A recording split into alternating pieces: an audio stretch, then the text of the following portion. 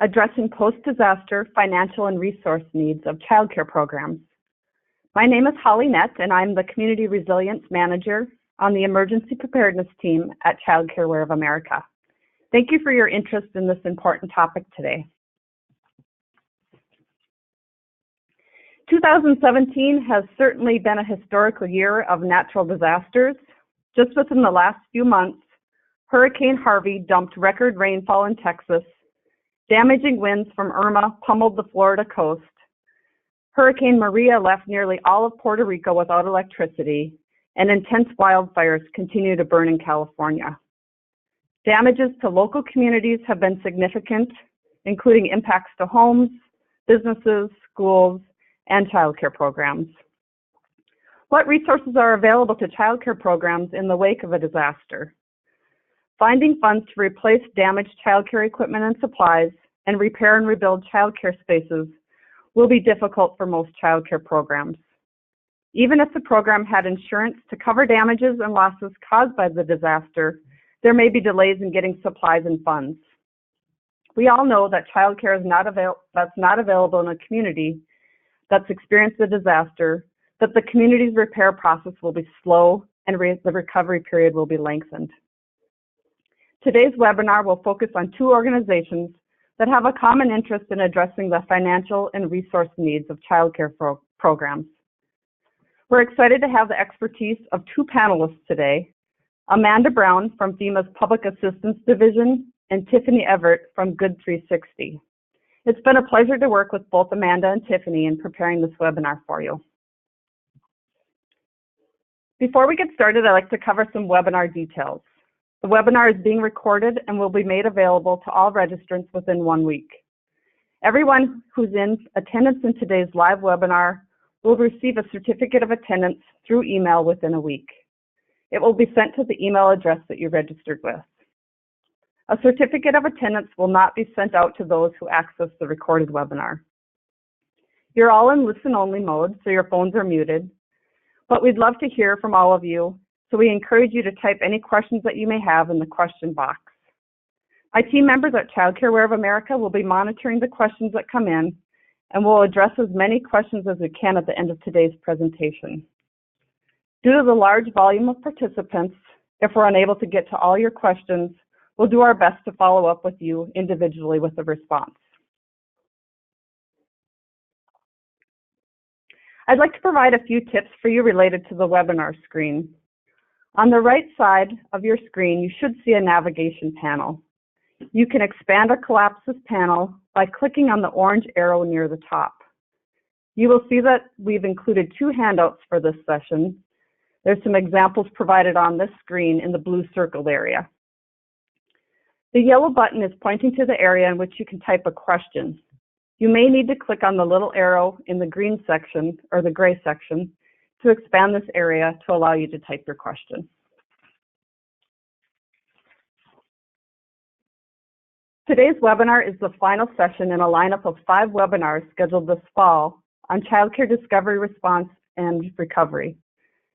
You can find our archived recordings and related handouts for the webinars that were held over the past 4 months on Childcare Aware of America's Emergency Preparedness website. That website is www.childcareprepare.org. The Emergency Preparedness Team at Childcare Aware of America strives to help the childcare industry prepare for disasters and recover in their aftermath. Childcare Aware of America works with over 572 childcare resource and referral agencies across the country to help communities understand the landscape of childcare before and after an emergency. We invite you to learn more about our work, register for our Childcare Emergency Preparedness listserv, and access a variety of tools and resources on our webpage. It's with great pleasure that I introduce you to today's guest presenters, Amanda Brown from FEMA's Public Assistance Division and Tiffany Everett from Good 360.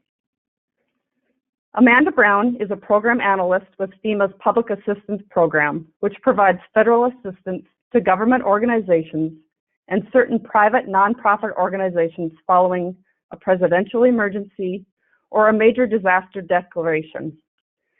These aid communities in responding to and recovering from events.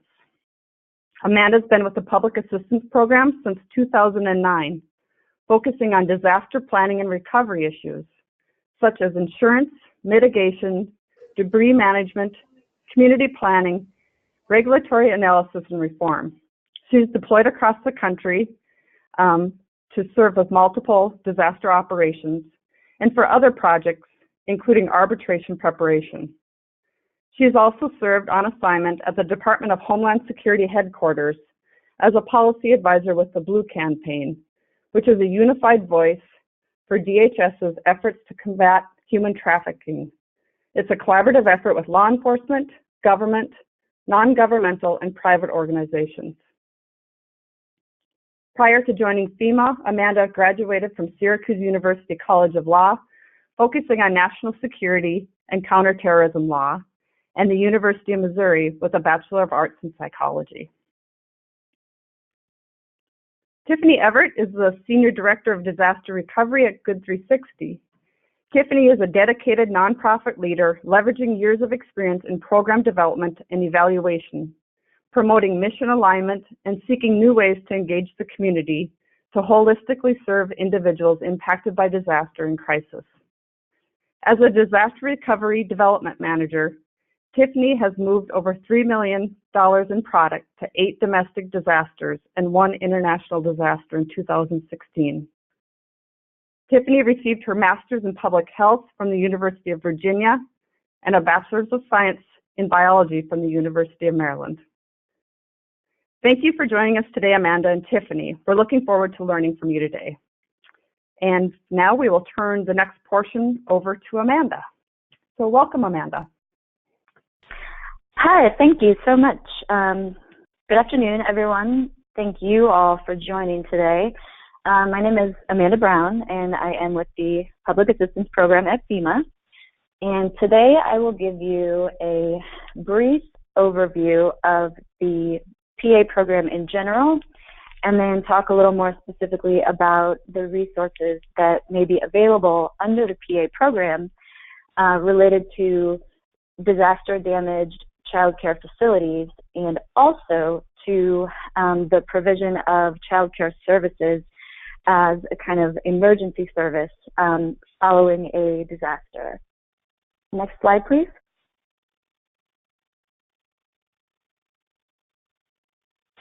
Thank you.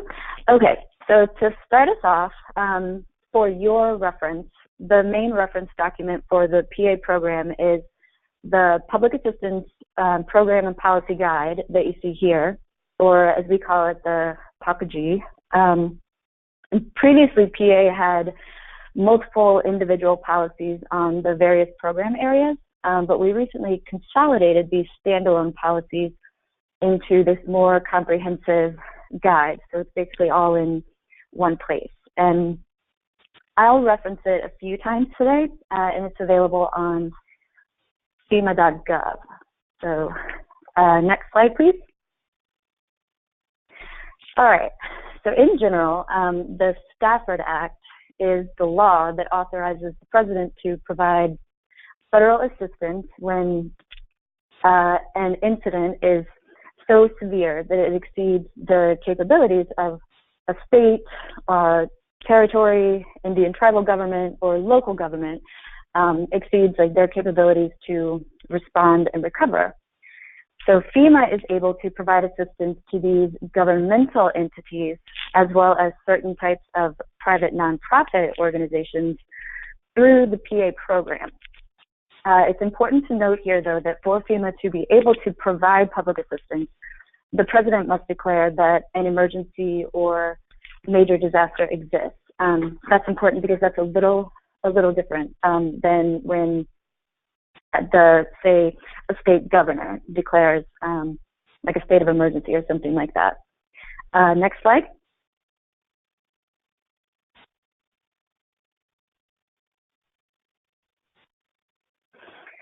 So the PA program assists communities and states in the restoration of community infrastructure, or public infrastructure, generally to pre-disaster conditions. And so this is basically putting things back the way they were before a disaster, repairing buildings, etc., to like pre-disaster design, function, capacity, things like that. It is a cost reimbursement program that has specific eligibility requirements, things that have to be met in order for PA to be able to provide certain assistance.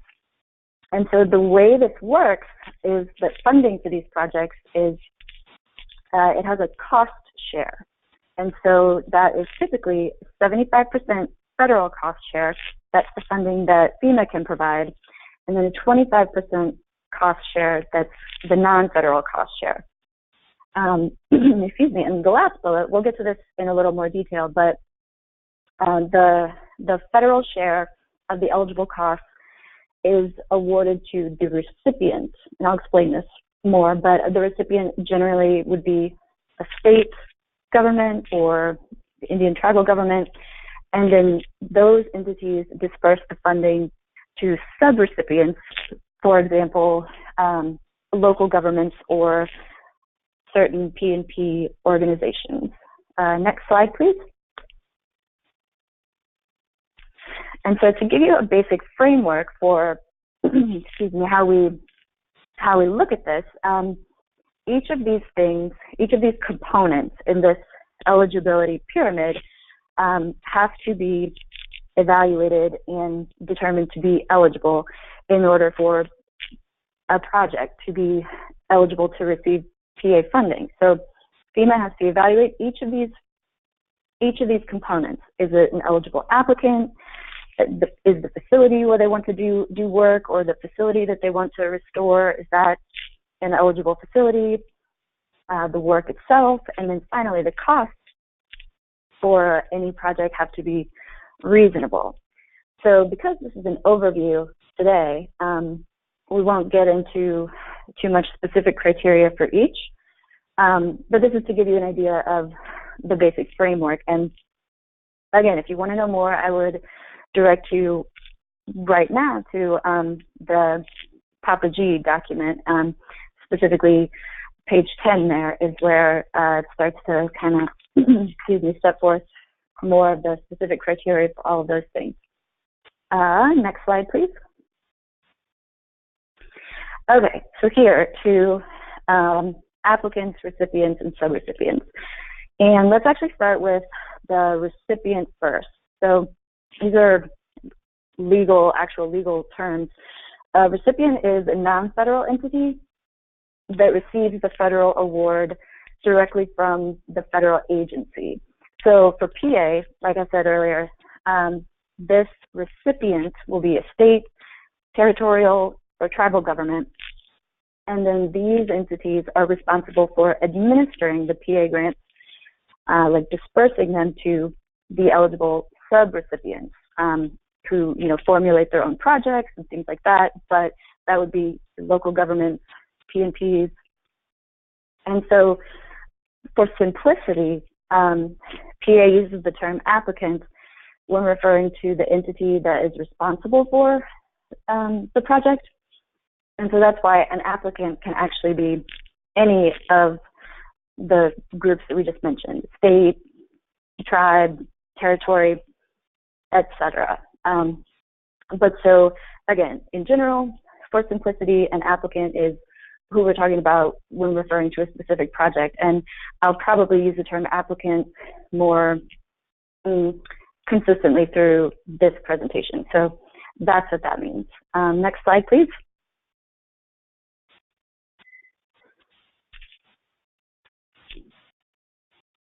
All right, so this slide will give you an idea of the types of work for which public assistance may be able to provide funding. And so broadly speaking, the two main categories are emergency work, and that's your debris removal, and also your emergency protective measures. And emergency protective measures encompasses a lot. Like to give you an idea of what those might be, they're generally activities that people do like before, during, or after an incident that eliminate or lessen immediate threats to lives, public health, safety, improved public or private property, things like that. And so, give you an example of what some of those might be, like flood fighting, medical care and transport, and also relevant to our conversation today, this is where the provision of childcare following a disaster, this is where that will fall. And again, we'll get into more about this, but that will sometimes be considered an emergency protective measure. Permanent work is kind of self-explanatory, and so that's just any more work that's permanent in nature, roads and bridges, public utilities. But again, for our purposes in this conversation, in this context of childcare providers, the main one that you would probably see is category E, public buildings and equipment. And this is when there is actual damage to your facility, damage to your, content, things like that inside your facility, if you are an eligible private nonprofit applicant. So again, we'll get into these a little more. This is just our overview section. Next slide, please. All right. So private nonprofit organizations do have to be determined to be eligible applicants here under the PA program, and there are two categories basically. Critical services, which the Stafford Act provides the definition for that, and those are your power, water, sewer, wastewater treatment, communications, education, and emergency medical care. That's what the Stafford Act says are critical services. However, there's another group that provide non-critical essential governmental services, including child care facilities. So PA may be able to provide grants to certain P&P organizations that own or operate facilities that provide non-critical essential governmental services, again, including child care facilities. And the basic things to remember here, the basic eligibility principles are to be eligible, a P&P must have a ruling letter from the IRS or other evidence from the state that it is a nonprofit organization doing business under state law. P&P must own or operate an eligible facility, and for these non-critical services must be open to the general public, and P&Ps must be legally responsible for the disaster-related repairs to the facility. And again, there's a lot more information available about this criteria, especially sometimes people wonder about the open to the general public requirement. There's a lot more information about this in the Papa G document. All right, next slide, please.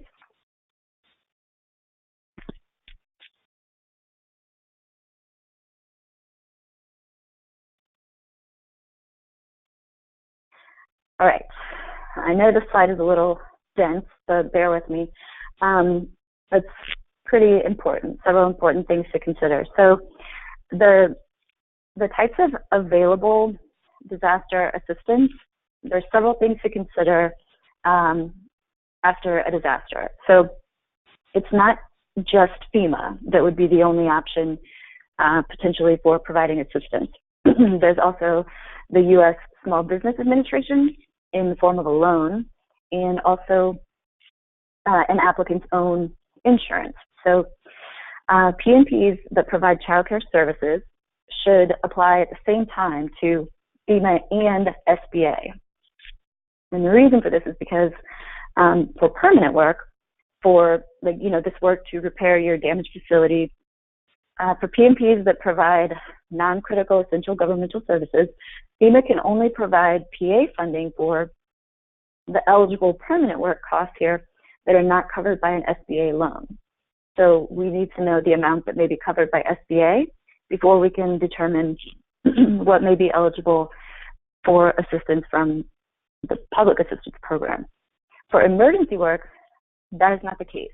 Emergency work funding from FEMA is not contingent upon SBA assistance. So FEMA may still be able to provide assistance for your eligible debris removal and emergency protective measures.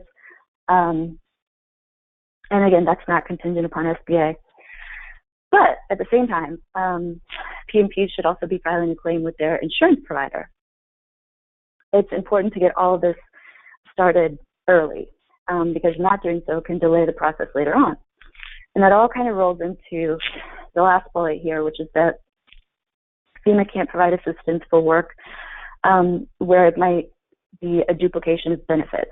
So FEMA can't provide assistance for work that is covered by an SBA loan or insurance, or where another federal agency would have the specific authority to provide insurance.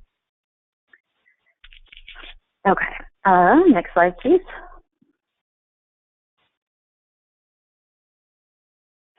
And so as far as the process for actually starting to get assistance, this part is a little more straightforward.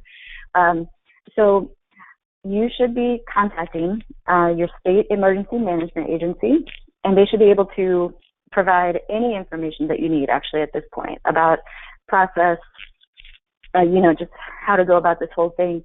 They're your best resource early on like this.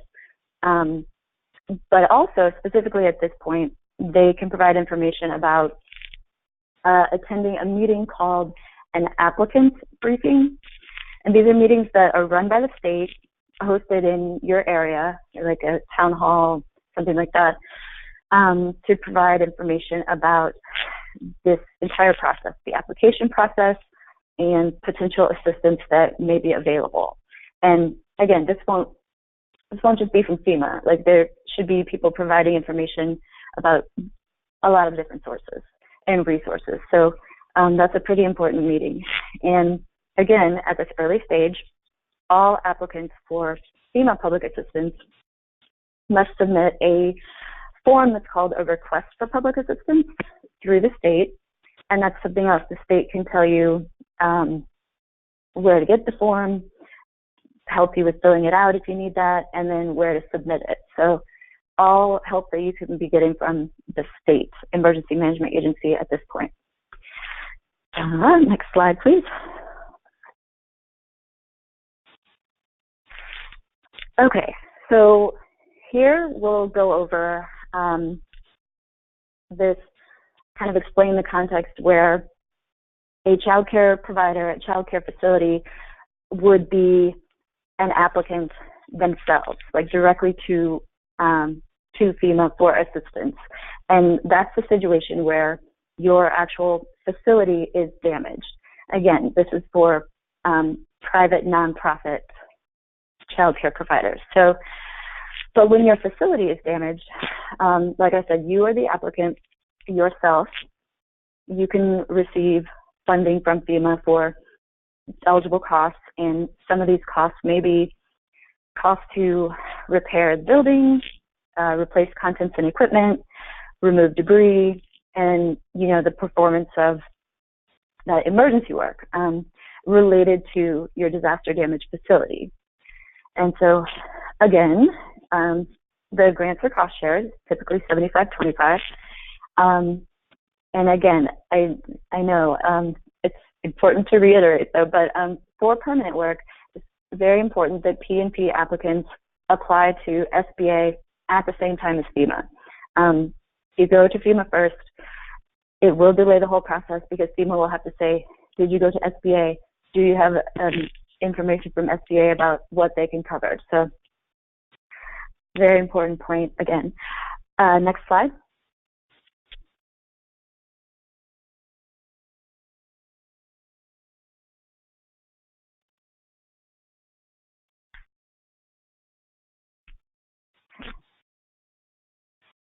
Can we get to the next slide that says temporary facilities? Okay, so again, when your actual child care facility is damaged, you may be eligible for funding for temporary facilities. And so costs associated with the provision of temporary facilities that would allow an applicant to reestablish child care services it provided prior to a disaster. This may be eligible, again, for reimbursement. And so that's the idea, is basically while your permanent facility is being repaired. And so options here would include lease, purchase, maybe construction of a temporary facility, and FEMA will look at the most cost-effective option of these. And so temporary facility assistance is normally only provided for 6 months. However, if where it's warranted, an extension may be approved. The kind of things here that would not be eligible, costs that would not be eligible related to this, are costs like operational costs, utility, maintenance, other things like that related to these temporary facilities. Next slide, please.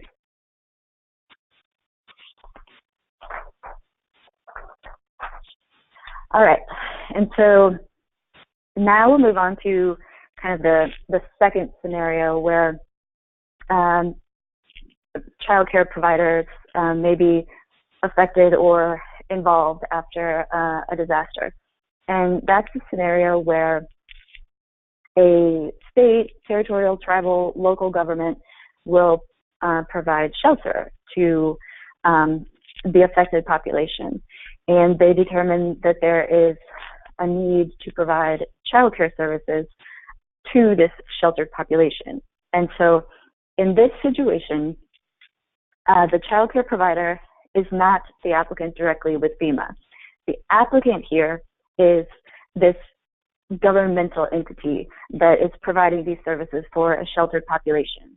And the governmental entity may be able to provide child care services with whatever resources they have, if they happen to have an agency, a group, something that can provide the child care services, or they may contract out for licensed child care providers to provide this service. And in that case, it's fine if it's a P&P provider, a for-profit child care provider.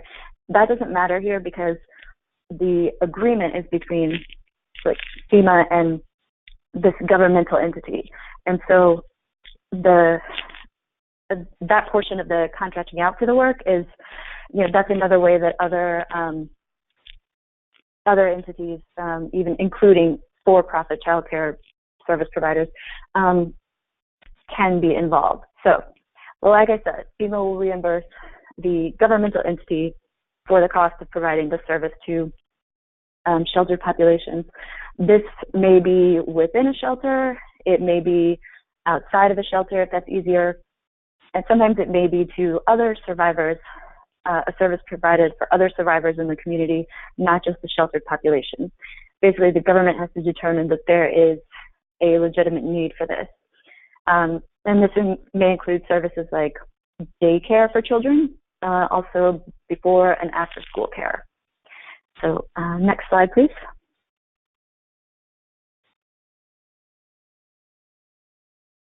And then, could we go back one? Okay, yes, thank you. So some of the eligible costs here, costs related to the facility, actually making the facility functional, safe, things like that. And like I said, this may be within the actual shelter facility or in a separate facility as appropriate. Here, FEMA Public Assistance coordinates with the FEMA Individual Assistance Program to ensure that there's no duplication of benefits among these two programs. And other costs that may be eligible, supplies, commodities. As you can see, it's not just things like food, beverages, cots, blankets. It's also things like toys and books. So next slide. And then the cost of labor for providing these services. If it's a regular employee of an eligible applicant, again, like someone who's part of this governmental entity performing these duties, that overtime pay may be eligible, but for contract labor and temporary hires needed to help with emergency work, that regular time as well as overtime for that contract labor may also be important. Or I'm sorry, it is definitely important. It may also be eligible. And so those are the main things actually if we could go to the next slide, please.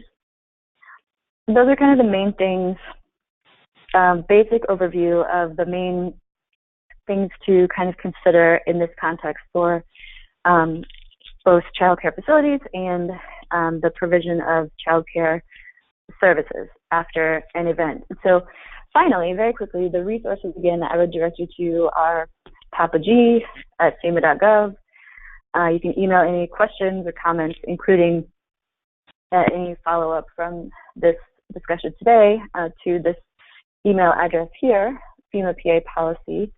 And then one of the attachments, it's called Public Assistance P&P Childcare Facilities Fact Sheet. One of the attachments to this webinar is a fact sheet that we provided for helping P&P childcare facilities have a better idea of how to apply for assistance in Texas following Hurricane Harvey. And so this one is, its title is specific to Hurricane Harvey, and that's because it has contact information for the Texas Division of Emergency Management. Otherwise, all of the other information, the substantive information, is applicable across the board. So that should also be a helpful resource. Then the next slide.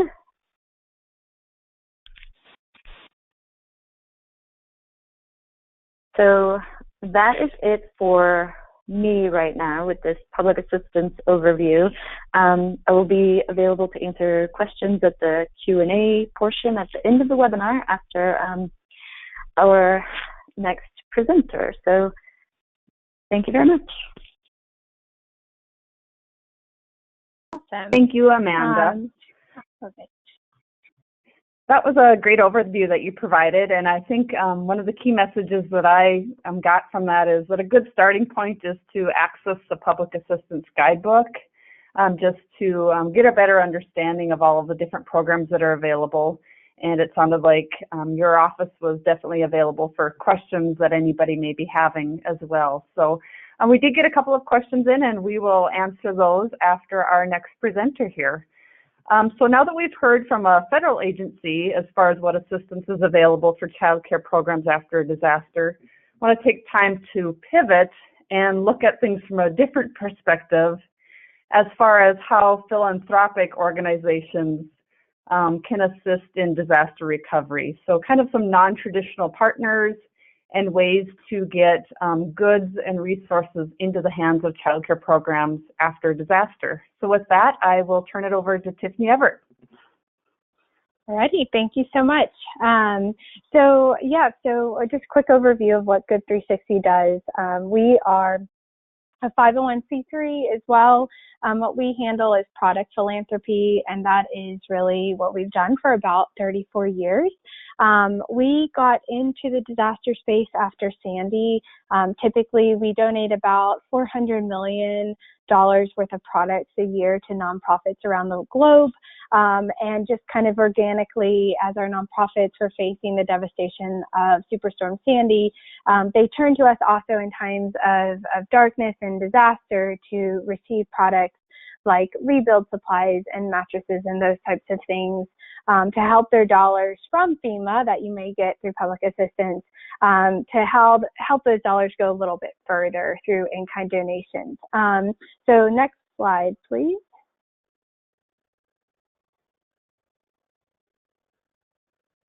So I think, is there one before there? Yeah.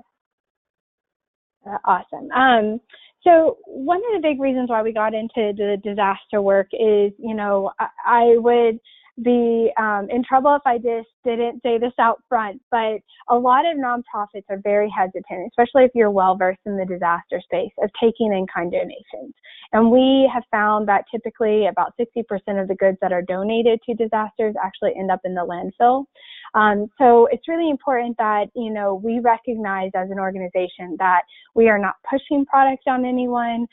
If you don't need it, one of the nice things is you may not be able to say as a nonprofit no to a donor like Target, but you can say no to me all day long. And so it allows nonprofits to really secure only what they need, not just take in whatever because it's a donation that may not happen again if they say no. And so when we looked at these kind of two thoughts about, most of the goods end up in landfills or end up in thrift stores or places that really they shouldn't be. And then on the other side, that nonprofits have a hard time working directly with donors in the disaster space because you're dealing with crisis, and it's hard to say no to donors. We find ourselves in a really unique position to be able to help in that regard. So our biggest thing, we say right all the time. So our goal is to provide the right products to the right people at the right time. Wrong products, what we find, and this is actually a picture from Houston.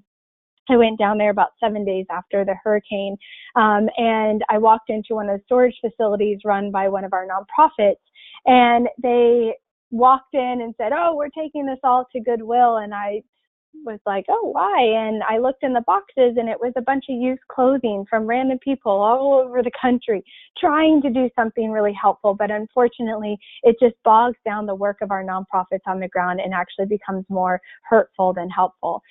Timing is a big issue. A lot of our mattress donations, we actually have about probably close to $10 million worth of mattresses that have been donated to us in the hurricane season. But we all know that mattresses are not needed on day 1 or day 3 or day 5. They're needed in long-term recovery when we know our families are going home to hopefully a home that's been rebuilt or is safe now, and then they would need the mattress to go on the ground. There's obviously some exceptions to these rules. We did a big refurnishing project with about 80 elderly families that were displaced into Dallas, and they were given homes without any furniture. So that was pretty early on in the disaster. So there's some exceptions to this, but we know that timing is also an issue. So what Good 360 does in case of mattresses, we have warehouses outside of the disaster zone. So in Omaha, Atlanta, in California, that have held these mattresses, and then we'll send them when nonprofits request them.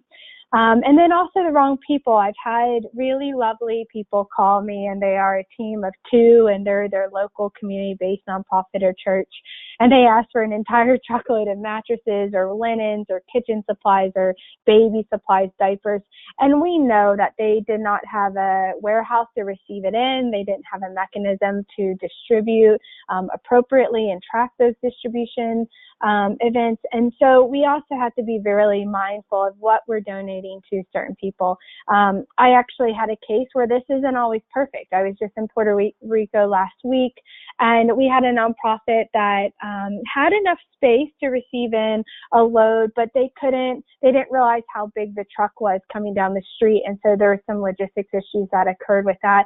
So we had to divert the truckload to a local warehouse that we have a partnership with, and it all worked out fine. But just making sure that we're asking all these questions up front, and nonprofits are up front with what their capacity really is. Sometimes, the glitz and glamour of being able to provide thousands of people new mattresses or building supplies is a really beautiful thing, but we also need to manage expectations and make sure it's done in a really proper way. Next slide, please. So here are our partners. We have about 400, 500 in addition to these, but here are some of the partners that we've used even just recently with our disasters that we've been engaged in. And I know Holly had said that we did about 3 million last year. Well, we're at about 32 million for 2017. So our program has scaled significantly. As for Good 360 as a whole, in Blue Sky days, we do about $1 million a day worth of products. So our disaster program is, still a very small piece of what we do as an organization. And I would invite you guys to all be members of our organization to receive these products in Blue Sky. But in Gray Sky, after a disaster, we have these great partners who step in, and we ask them specifically, Home Depot, I need wet vacs and generators. Can you provide X number? And they did exactly that. And we were able to help out in the USVIs and Puerto Rico pretty quickly after the disaster. Last year in Louisiana, we worked with about 5 different national VOAD partners, nonprofits on the ground rebuilding homes in Lafayette, Louisiana, and Restoration Hardware stepped in and in a big, big way and helped us there provide exactly what the homes needed as far as furnishing goes. Happy Family Organics on the left side, they've been a really great partner. We sent their food to Venezuela to help actually childcare providers in Venezuela who were impacted by the humanitarian crisis down there. We've also sent these to Puerto Rico, the USVIs, and South Florida to some of the childcare aware partners down there too. So we have a wide range of products. You'll see that most of this stuff is non-perishable. Obviously, it's non-food related.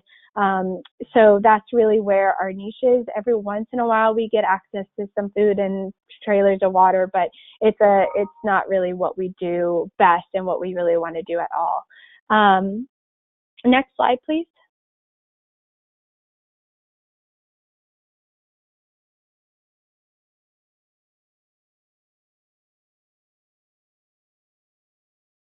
There we go. And so here's kind of how it works. So what we do is we kind of respond in 3 different segments in the disaster. So we stage product in strategic locations like Atlanta, Omaha, and California to make sure that we have a presence in each region.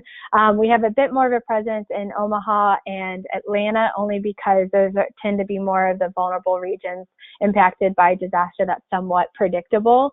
And so we do have more of our products there, but we stage products. When we sort them, they're all inventoried. And so then when nonprofits need them, we can distribute them early on in disaster. We also stage a little bit for long-term recovery, but long-term recovery is really where we are best.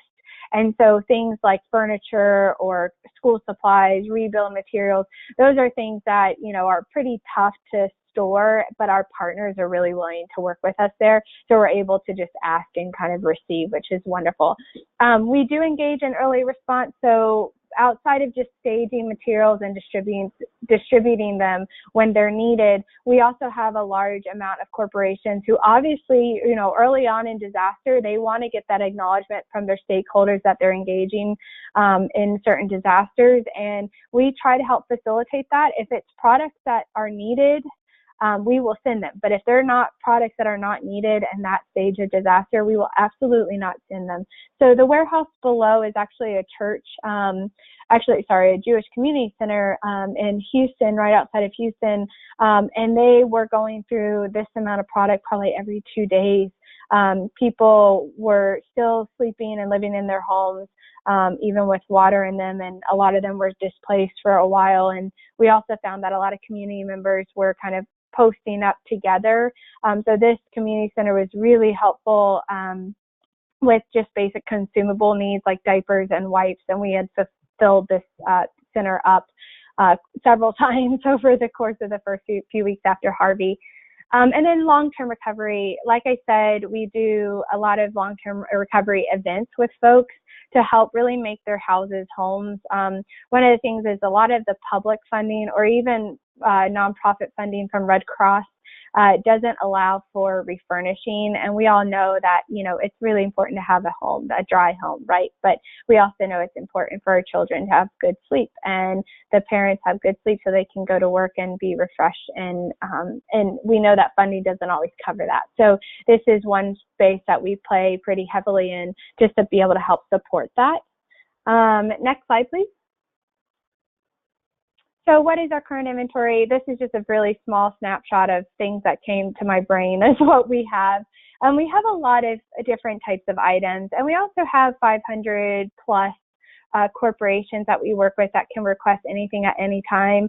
Holly and Andy and everyone at Childcare Aware know that they can ask me for specific things, and I will do my best to make sure that we can provide that to them. But it doesn't always happen. So we have some things, but we don't have everything. It's important to know that the best thing with Good 360 is just ask us. And you know what? I will turn to our donors and see what I can pull. But just understanding kind of what the need is, and if we can help, we want to help. A little bit about the model here is that typically in Blue Skies, we actually get We charge an admin fee, about 3% of the fair market value it tends to be, but it's really just covering the shipping and our cost to be able to procure the products. But typically a truckload is about $3,000 to $4,000, and typically on a truckload you get about, on average, about $75,000 to $100,000 worth of product. So it's a pretty good price.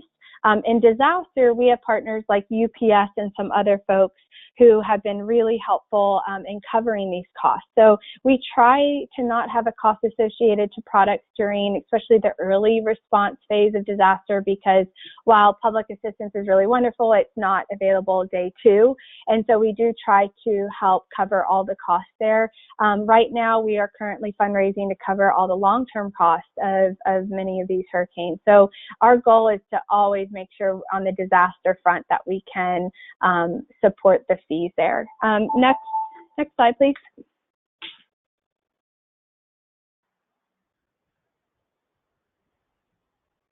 So how do you go about requesting these products? So just email me. I'll be quite honest, we did have a system in place where we had a needs list feature on our website. And what happened with that is, it's a little bit outdated, and what we're trying to do is revamp that as best we can.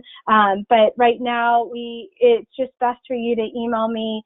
It's really important that you register with our nonprofit online. It's free to register. You just have to input your EIN number. So that's really important. We need to ask a few questions. Like I said, the wrong slide earlier. How much are you looking for? Are you actually able to distribute that amount? What are your receiving capabilities? This is a big one.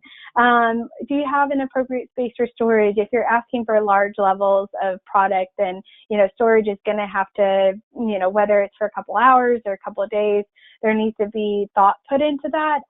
We also, just a side note, we typically do just ship by the pallet, but at our warehouse, we also, in Omaha, we also configure items into container sizes as well. So there is an opportunity to go at that container level, which is a pretty small level, just a standard box.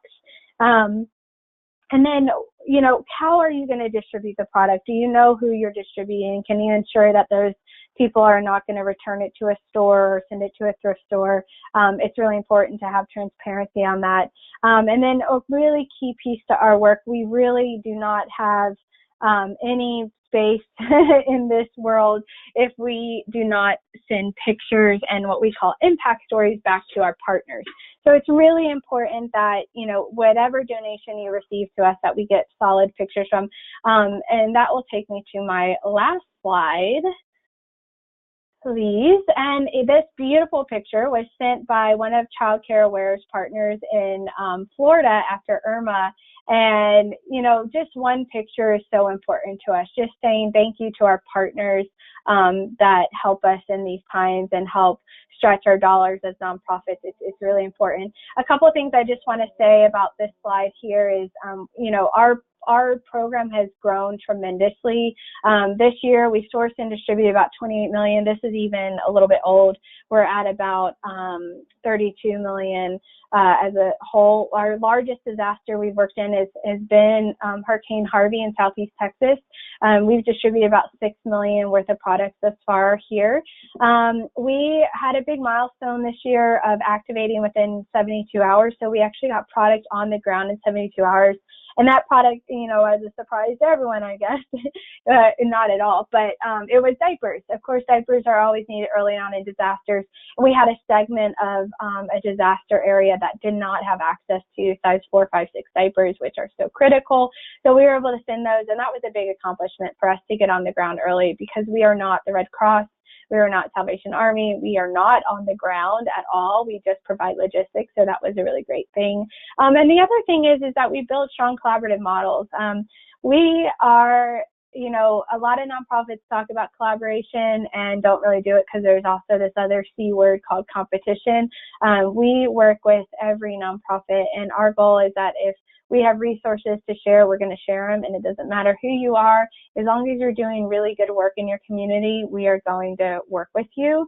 And that's been proven really strong, because what we see in short-term recovery, we have these big nonprofits that move into disasters, but long-term recovery, it's the local community-based nonprofits.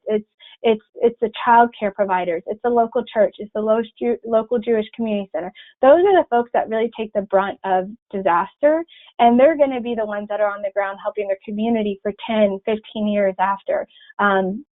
We work with a really small church in Louisiana who's still doing Katrina relief. And, you know, our country doesn't even know that's still going on, but it absolutely is. And we know that you guys are the ones that are going to be, you know, hand in hand with your neighbors long term. So I hope this is helpful. I guess I'll turn it back over to Holly. I think we have some time for some questions.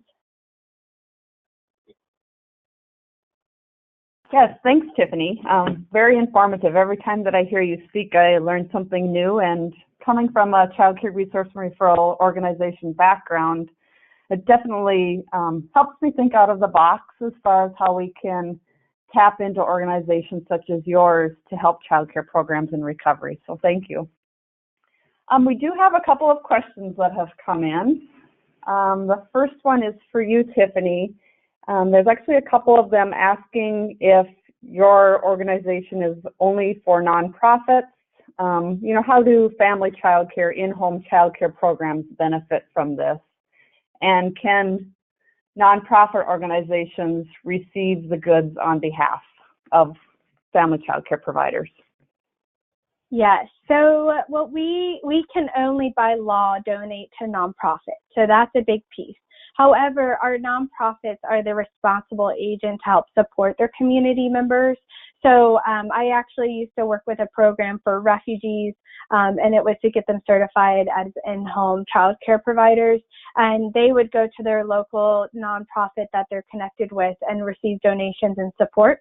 That's kind of the same thing. If you want to think of us kind of like the United Way of products, we actually came out of the United Way, so I can say that. But if you want to think of us in that way, it would just be connect with your local nonprofit, have your nonprofit get on a call with myself and yourself, and let's have a discussion of how do we donate in an effective way to make sure these in-home child care providers are able to access resources. That's no problem. But the donation would go directly to the nonprofit. Thank you. Another question for you is, can donations be requested as needed for a preschool center that's not in a disaster area, but families are in need? Yes. So we, like I said, most of our work, the bulk of our work, actually works in blue sky days. So what we do on a day-to-day basis is we're working with, you know, community centers, we're working with after-school programs and everything. So definitely connect with me, and I'll put you in contact with the right person at our organization. But another place to go is just if you become a member on our catalog online, you can see some of the products we have access to on a day-to-day basis that are just in our catalog, which is a very small snapshot of what we do as a whole. But please get in contact with me, and I'd love to connect you within our organization for our non-disaster work. And then one additional related question is, can county emergency management use Good 360 as a resource? Yeah, so we work very closely with NASDAVOC and some of the emergency manager groups nationally. How it typically works, and it depends what's going on in your area, but sometimes NASDAVOC and National VOAD create what's called MARCs, the Multi-Agency Resource Centers. And in case of the Missouri floods last year, the Missouri floods, we sent all the product directly to an ACS affiliate who was running the MARC. So the Adventists who run MARCs typically and do donations, inventory, and management. So yes, we can certainly send them to essentially like quote unquote government agencies. But again, just knowing what the distribution model is, the last thing we want is our product to end up in a MARC and then we have no idea where it goes. So it's a little bit more, we just require a little bit more transparency on, okay, if it does go to an emergency manager's group or warehouse facility, how is it going to be distributed out? Thank you. I have a couple of questions for Amanda too. Amanda, can you explain to us how family child care providers, so they're typically for-profit, can get assistance through FEMA? Are they eligible or not? Okay, so that's a great question, and that's why I was kind of trying to make that distinction earlier between the couple of different ways to receive assistance. So the basic answer here is no. Unfortunately, for-profit organizations, child care providers or otherwise, are not eligible for public assistance funding. But again, like, to refer back to the presentation, that is for like your facility or things like that. Ways that you can maybe be involved after a disaster are like the kind of sheltering situations that I mentioned, and for those, I would direct anyone interested in helping that way. I would direct you to your state emergency management agency to see what the need is for that. But no, unfortunately, just for-profit entities are not eligible for public assistance funding.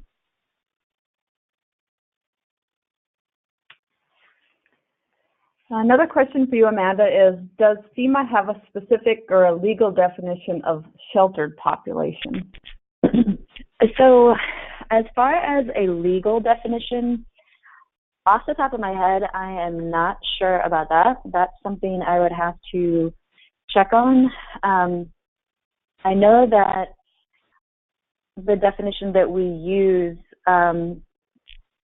for sheltered populations include a couple of different types of sheltering that may be available. And so the main one that I mentioned earlier is basically a congregate sheltering situation, and that's a lot of people together in, like a large open facility generally. So congregate sheltering is one kind of our working definition that we use. There are some instances where non-congregate environments, where like individuals or households have a living space that has some more privacy. Hotels, motels, dorms. That's kind of a non-congregate shelter example. And then there's also another FEMA program called the Transitional Sheltering Assistance Program. That's kind of another way that funding can be provided for this. And so I'm not sure if that answers the question here. And like I said, you're more than welcome, encouraged to submit this question to the FEMA PA policy email that is included in part of this webinar, and I can try to get back to you about that, but that's kind of the best answer I can give you right now. I'm not positive of like an actual legal definition somewhere. Thank you, Amanda.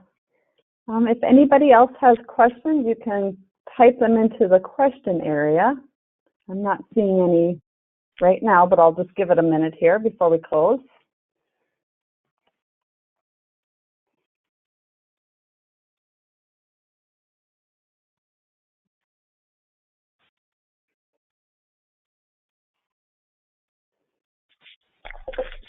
Okay, well, if you have any questions, feel free to contact the Child Care Emergency Preparedness Team at Child Care of America, and you can do so by contacting us at preparedness@usa.childcareaware.org, or know that this webinar will be posted within a week as well, and you can access any of the links that are available there.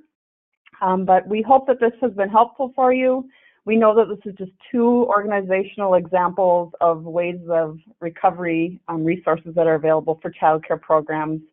There's many more, so if you find yourself in a situation where you're needing to access resources for child care programs, feel free to reach out to us and we'll connect you to the right people.